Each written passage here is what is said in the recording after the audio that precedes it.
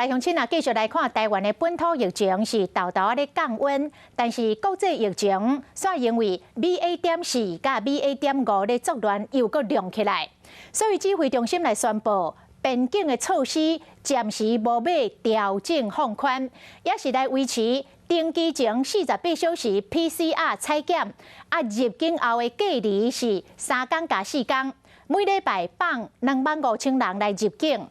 也毋过有医师来认为，除了每礼拜管制25000人入境这项需要来保留之外，其他2项的措施拢会当来放宽。第一，入境隔离3天加4天会当直接来改做0加7天。第二，登机进前的 PCR 会当改换做快筛。也毋过指挥官陈时中讲，直接来放宽风险也是伤悬，讲到7月底进前拢未过来调整，会持续来观察到国外疫情。边境检疫放年了后，互民众拢想要返来台湾。不过入境台湾上关键的通行证，要提供48点钟内 PCR 阴性证明，含入境后遵守3+4检疫的规定。不过，则希望当阻挡 BA.4和 BA.5的政策。看在专家眼内有也好，无也好，不如直接把检疫的时间改做0+7 ，PCR 改做是快筛，会更加便利。我们只要最重要是要减少带大量病毒人进台湾了哈。那在国外做 PCR 现在其实也没有以前那么方便了哈。那用快筛的话呢，基本上是可以把带比较高病毒量的人筛出来。3+4呢，这个很难挡这个病毒的传播啊。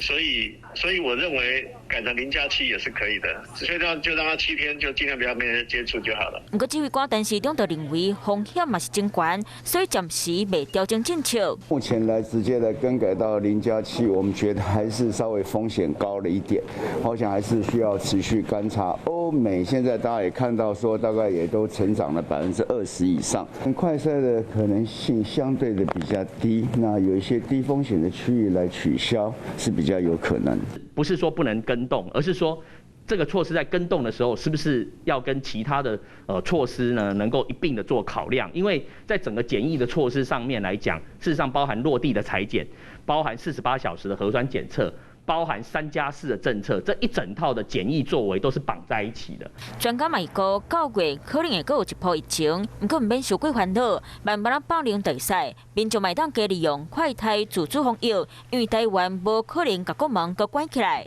要检视医疗量能、检疫措施流程，才当应付后一波疫情。